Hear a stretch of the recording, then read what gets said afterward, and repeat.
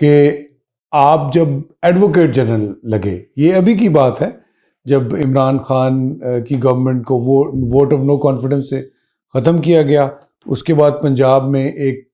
نئی گورنمنٹ آئی، پھر وہ ٹاپل ہوئی، پھر اس کے بعد آپ تھوڑی دیر کے لیے ایڈوکیٹ جنرل بنے، تو کیا ماحول تھا؟ آپ کیا سمجھتے ہیں کہ اس زمانے میں یہ کیسے انجینئر کیا گیا، اور آپ سمجھتے ہیں کہ یہ انجینئر کیا گیا، اور اس کو اور جب نیکسٹ ٹائم پھر آپ کو واپس آنا پڑا، اس کے اوپر تھوڑی روشنی ڈالیے گا۔ اگر آپ یہ سوال مجھ سے یہ پوچھ رہے ہیں کہ عمران خان کی گورنمنٹ کو ٹاپل کرنے میں کوئی سازش تھی، یہ بھی آپ اس کا ایک حصہ سمجھ لیں، تو سازش تو تھی۔ سازش اس طرح تھی کہ جب نو کانفیڈنس کے موومنٹ سے تقریباً کو 6 سے 8 مہینے پہلے مختلف پرومیننٹ جرنلسٹ نے ٹیلی ویژن کے اوپر یہ کہنا شروع کر دیا تھا کہ ایک کنسپریسی ہیچ ہو چکی ہے جو کہ امریکن سپورٹڈ اور سینکشنڈ ہے، جس کے تحت ایم کیو ایم اور کچھ اور حلیف جماعتیں جو ہیں وہ عمران خان کی گورنمنٹ سے سپریٹ ہو جائیں گی اور گورنمنٹ کلیپس کی جائے گی، اور اس کے بعد ایک نو کانفیڈنس موو آ جائے گی۔ یہ باتیں وہ جرنلسٹ 7-8 مہینے پہلے کیسے بتا سکتے تھے؟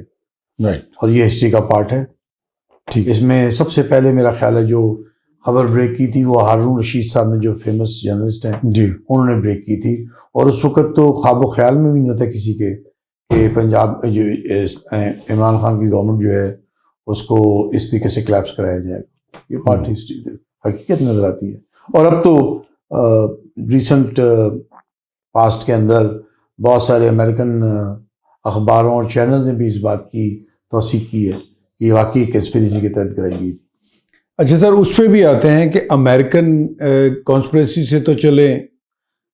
کچھ لوگ کہتے بھی ہیں، کچھ لوگ اس پہ اعتراض بھی کرتے ہیں، لیکن اب اس وقت تو آج کل جو پی ٹی آئی اور عمران خان کو جو رہائی دلوانے کے لیے امریکن سپورٹ کی باتیں ہوتی ہیں، اور بہت سارے ابھی ٹرمپ کے جو نئے انوائے لگے ہیں انہوں نے بھی آ کے ایک ٹویٹ کر دیا،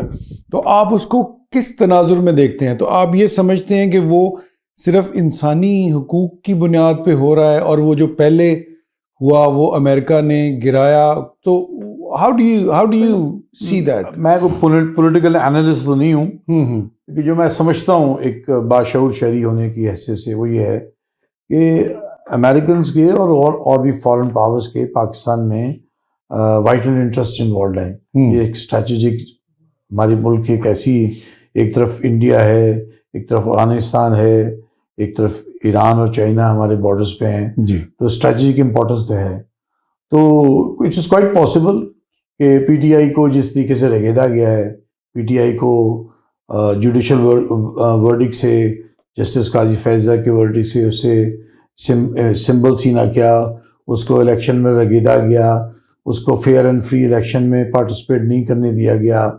الیکشن انجینئر کیے گئے، پاکستان کے پولیٹیکل عوام کے پولیٹیکل مینڈیٹ کو سبوٹاج کیا گیا، جس میں اس وقت کی جو جوڈیشری قاضی فیضہ کے ماتحت چل رہی تھی اس میں بہت ساری ڈسٹارشنز پیدا ہوئیں۔ تو اب اگر Americans carrot and stick policy کے تحت کوئی ریٹریول چاہتے ہیں تاکہ پولیٹیکل اسٹیبلٹی دی جا سکے کنٹری میں، اٹ از کوائٹ پاسبل۔ اور یہ صرف یہ امریکن انٹرفیئرنس نہیں ہے، پاکستان کے اندر Chinese, Russian and other states کی بھی انٹرفیئرنس تو پریزنس تو ہے، اور پراکسی وار بھی ہے، پاکستان کو ٹیررزم کی ایک شدید تھریٹ ہے۔ تو کوئی بات بعید نہیں ہو سکتی، it can't be rolled out. اچھا سر، اب ادھر آتے ہیں، ذرا تھوڑا پیچھے جاتے ہیں۔ جو ووٹ آف نو کانفیڈنس ہوا، آپ یہ سمجھتے ہیں کہ وہ آئینی اور قانونی تقاضوں کے مطابق ہوا، یا وہ جس طرح قاسم سوری صاحب جو اس وقت اسپیکر تھے ایکٹنگ، انہوں نے جو رولنگ دی اس میں کورٹ کو پڑھنا چاہیے تھا، کورٹ کو انٹرفیئر کرنا چاہیے تھا، سپریم کورٹ کو، اس میں آپ کیا سمجھتے ہیں؟ آپ اس میں وکیل بھی رہے عمران خان کے. پاکستان کے آئین کے تحت تو تمام ادارے جو کانسٹیٹیوشنل ہیں ان کے اندر انٹرفیرنس جو ہے وہ منع کیا گیا ہے. گائیڈنگ پرنسپل قانون کا یہی ہے, جی, آئین کا یہی ہے. اس کے اندر انٹرفیرنس جو تھی سپریم کورٹ نے جس طریقے سے کی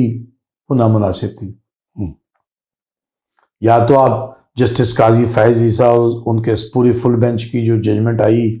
پریکٹس اینڈ پروسیجر ایکٹ کے اندر, آپ پارلیمنٹ کو سپریم سمجھتے ہیں, تو اگر وہ سپریم